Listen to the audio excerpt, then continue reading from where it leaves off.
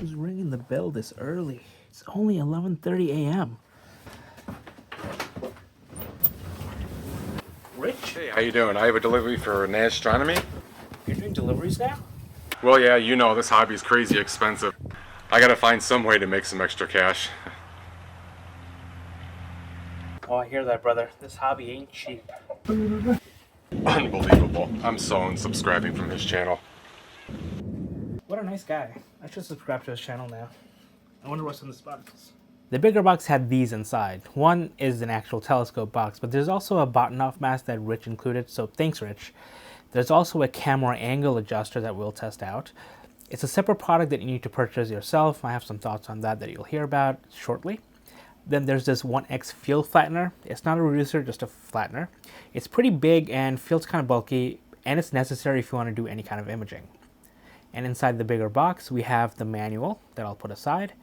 And in plastic, we have the body of the Svbony SV550 itself, the OTA. It actually feels pretty heavy. Weighing it, it weighs about 2.98 kilograms or about 6.5 pounds. And with the rotator, that goes up to 3.08 kilograms or about 6.75 pounds. And once we add the flattener, it's almost 3.5 kilograms or about 7.5 pounds. Looking at the back, the visual back is missing. I was warned that this part was missing during one of the handoffs. It's been traveling between YouTubers for the last year or so, so it got lost in the shuffle at some point. And this telescope actually feels really good. It's all aluminum, the rings look great and feel great. So let's take a closer look. Looking at the front optics, it's the Triplet and it feels good. So this uses FPL51 glass, which is a low dispersion glass meant to correct chromatic aberrations. But it's actually far less effective than FPL53 glass, which is newer and is used by a lot more manufacturers, but those tend to be a little bit more pricier, and we will see that the FPL51 glass here kind of reflects the price when we talk about the cost in a little bit. From the side, we can see that the dew shield is there, and there's flocking on the inside to prevent stray light from bouncing in. I think one cool and really cheap upgrade that Svbony could have included in this is a locking screw for the dew shield, because at times it does feel like it very freely rotates, and I would like to just lock it in place from time to time. Getting a closer look at the rings, they actually look really good. The locking knobs look and feel great. I can loosen them pretty easily and then rotate the OTA pretty easily to change the angle. Focuser is a dual speed focuser. It has a coarse focuser and a fine focuser, and the locking screw at the bottom should be loosened when you want to adjust and then tighten it when you're done. It moves very smoothly and the fine focusing feels fine. There's a finder base at the top for a red dot finder, but you can also put a guide scope there. I kind of wish that this came with a finder saddle on top, like a handlebar. And I know that when you buy the OTA from Svbony directly, it actually does come with a handlebar with a place for you to put a guide scope, but this test unit didn't, so I ended up putting my guide scope on the finder base here. But having the handlebar or the finder saddle on top would have made balancing this on my mount a lot easier. So we can quickly add the field flattener at the back. It has M63 threads with M48 threads in the back, and it just screws on very easily. So you'll need 55 millimeters of back focus from the end of the flattener, and that's pretty easy to achieve with most modern cameras because they come with the spacers that you need. And if you want to add the camera angle adjuster, you actually need to take the flattener off and then add the camera angle adjuster, screw that on, and then put the flattener back on. And then now we can adjust the angle as we please. And I wish that the camera angle adjuster was part of the telescope itself, but it's not. It's an additional accessory. You'll hear my thoughts about that soon as well. And if you want to add a filter without a filter wheel or a filter drawer, you can take the last segment off the flattener and then screw the filter on in there, and it goes in pretty easily. Pretty standard nowadays. Looking at this outside, I had the Svbony filter drawer attached, which made switching filters easy. And I used my Svbony 60mm guide scope that I've used for many years. Again, I wish this came with a handlebar or a dovetail saddle on top for my guide scope, but this is what I have to work with. I may have been able to get a better balance using an OAG, but I think this needed a longer dovetail plate as well. So I didn't really want to mess with it, and the weight wasn't that much that I was worried about my mount. As I mentioned before, this telescope has been making its way around many YouTubers over the last many months, and Rich from Deep Space Astro had it before me, so I'm thankful for him for hand delivering this to me. And at this moment, I have no idea who's going to have it next, so good luck to the next person testing this. If you've been to any of my live streams, this telescope was actually used in 2 different live streams, one in December and one at the beginning of January 2025. And both sessions went pretty well, and the only thing that kind of ruined the first session was that somehow a cat fur went into the sensor of my camera, just on the glass, not on the sensor itself, and there was a lot of dust that I needed to work through. I thought flat frames would take care of it, but it moved. And this is what the image looks like. So I kind of just threw out all those sessions because it happened right in the middle and my framing just was not on point that night. I couldn't possibly tell you how a cat fur got into my imaging train. The second night was much better. I looked at a whole bunch of objects. So let's take a look and analyze a few of those images. So we're going to analyze 3 different deep sky objects really quickly. 1 narrowband and 2 broadband objects to see what the stars look like. The first object we'll be looking at is the Horsehead Nebula. So this is one single 300-second exposure taken with the L Extreme filter, so it's a dual narrowband filter. You can kind of see the Flame Nebula here. It's much more prominent than the Horsehead, which does kind of appear on my screen. I don't know if that translates well through YouTube, but this is what it looks like. And if we do a aberration inspector, we can see this is what the stars look like. So this is not debayered, so it's all black and white. And one thing I noticed is that, like in the bottom right corner, some of the stars look a little bit stretched. The top left corner, the top right corner, these stars look okay to me. It's just that on the bottom right side. So this, I don't think it's camera tilt. I know my sensor has a little bit of a tilt, but it's a little bit hard to see in this. So what I also did was I also opened up my stacked image, and we can see what that looks like. So this is the stacked image. This is uncropped, unprocessed, so we can see exactly what the corners look like. And if we zoom in, so this is a narrowband object, so we expect that the colors are not true colors, they're false colors, and I can already see a little bit of chromatic aberrations, like the light isn't really, the pixels, the colors aren't really matching up.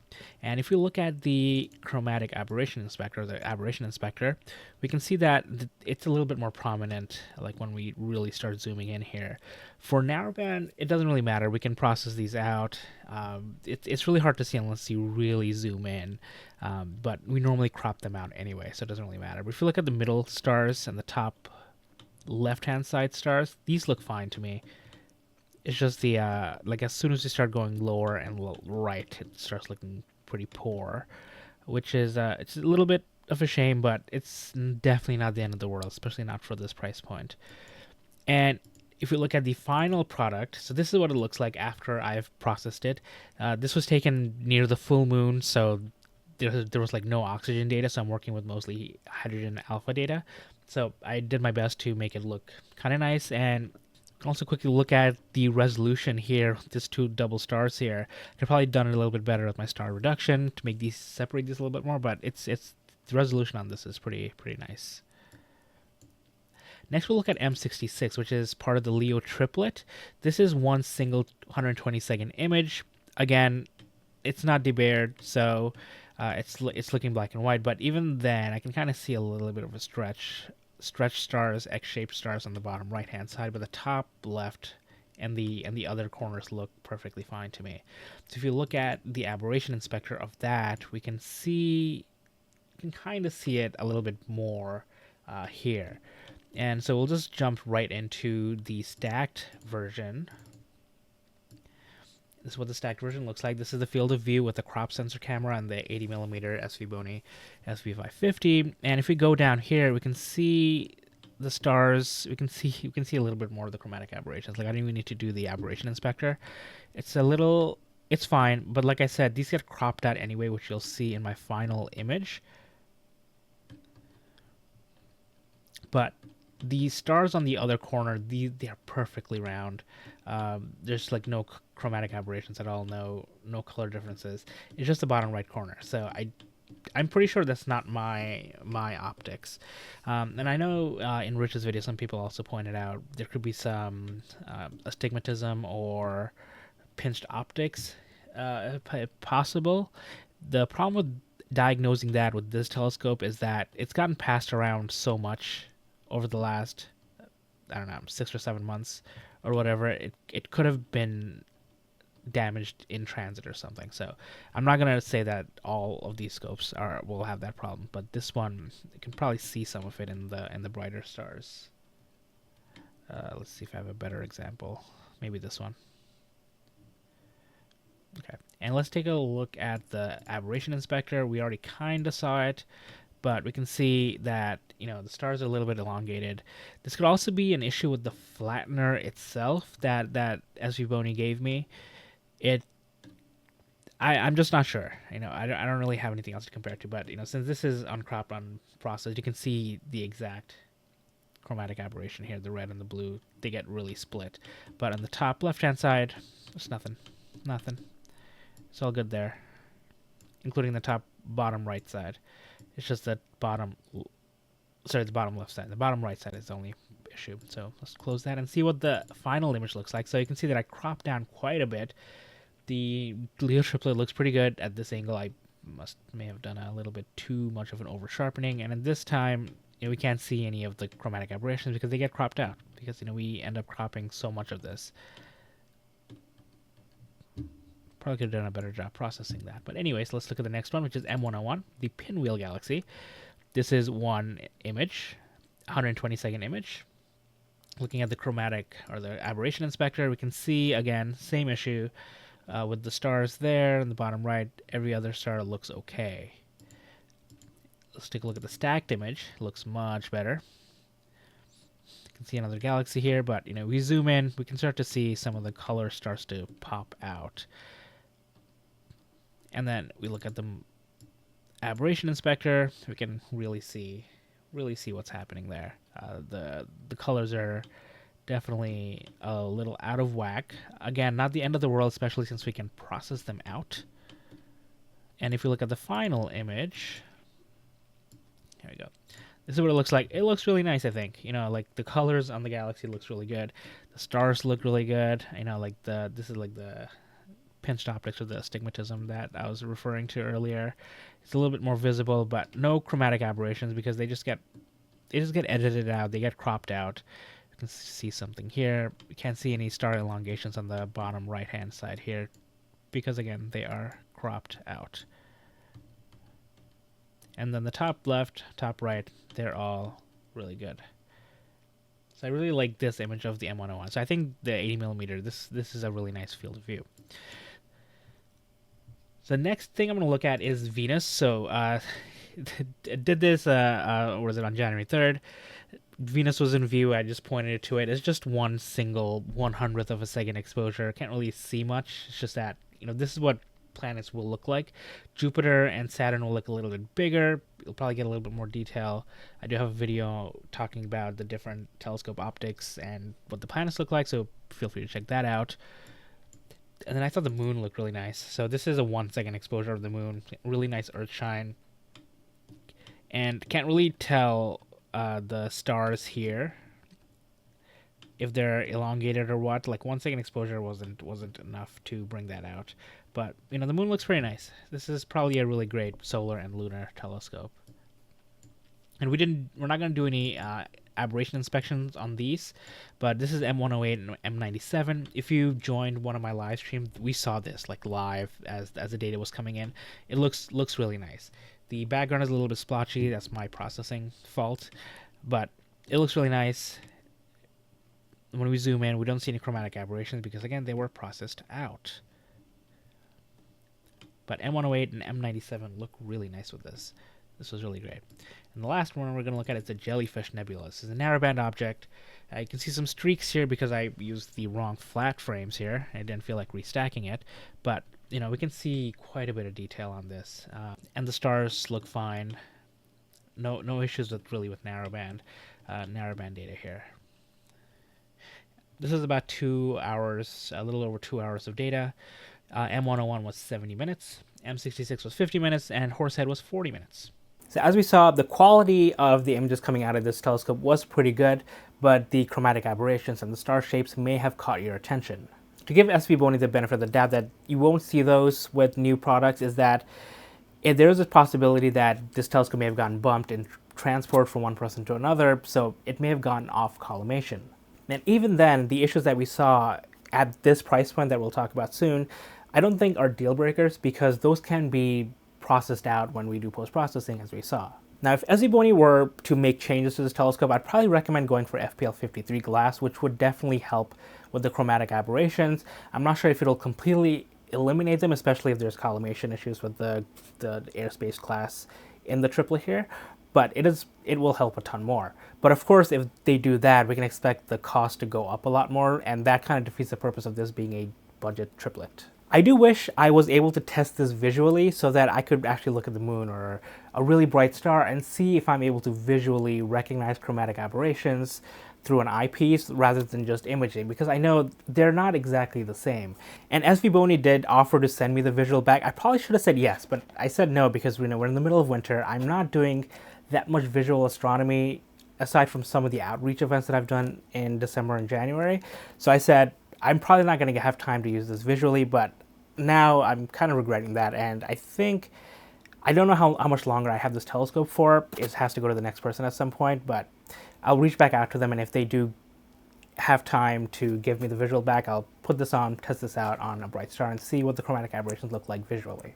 Now let's talk about the cost, and for a triplet this size, I think it's pretty cost effective at $580 for the OTA itself. When we go to the Svbony website, they unfortunately don't have an OTA only option. You have to get the handlebar, but that doesn't add that much more of a cost, and I think the handlebar is actually a really great accessory to have anyway. And if you want to use it for imaging, you really need to get the flattener. It's a 1x flattener, and you can get it by itself for $130, or you can add it to the bundle for another $120, so you save a little bit of money there. And finally, if you want the camera angle adjuster, that's another $20 to add to the bundle, or I think they sell it separately for $30.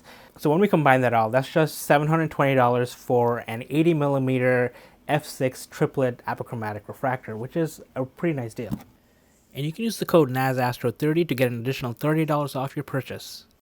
And if Svbony is listening to me, one advice I would give them is to just include the camera angle rotator with the OTA without charging anything extra. It doesn't cost a lot of money, and even though it's just another $20 accessory, it won't feel like the customer is getting nickeled and dimed.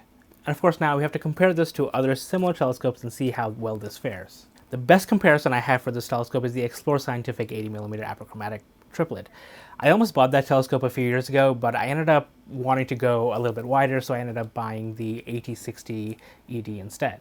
The ES80 costs $800 to start. It doesn't come with a camera angle rotator, and the field flattener is about another $150.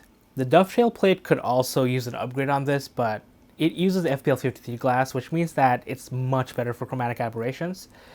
But is the difference in the glass really worth another $300? I think that's a question for you if you're planning on purchasing either this or that telescope. Next, we have the Astrotech AT80 EDT f6.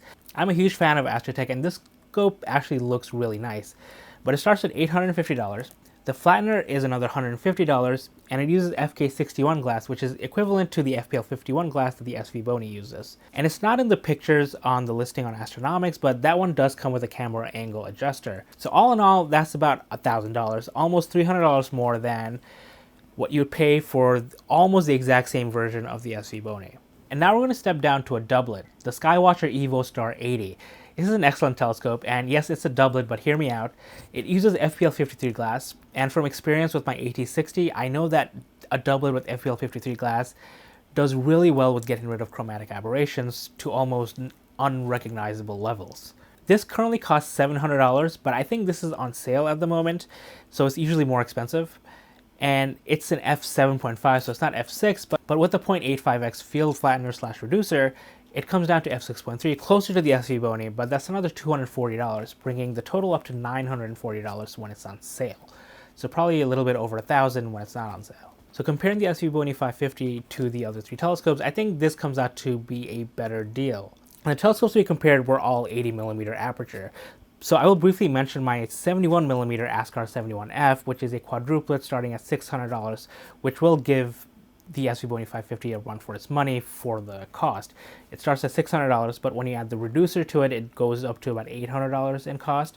So some differences, so you have to decide whether you want a 71mm or you really want an 800mm at f6, and then look at the very small price differences as well. To sum up this video, I think the Svbony 550 80mm telescope is an excellent Apochromatic Triplet refractor.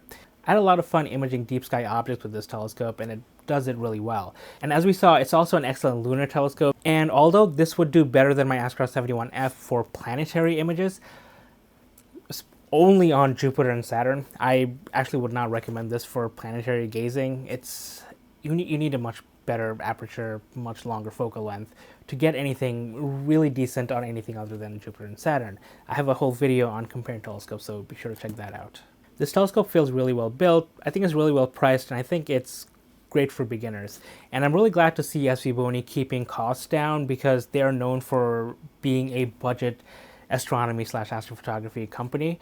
And I have a ton of Svbony products that I purchased over the years, and they are all holding up still. If I were looking for a refractor around this size, then I would probably buy this just because it's so cost effective. But since I have my 71mm quadruplet, the 80mm doesn't offer that much of a difference in aperture and field of view, so for me it will be a redundant telescope. So in this very moment, I can't see myself adding this to my arsenal, just because it would be just too similar.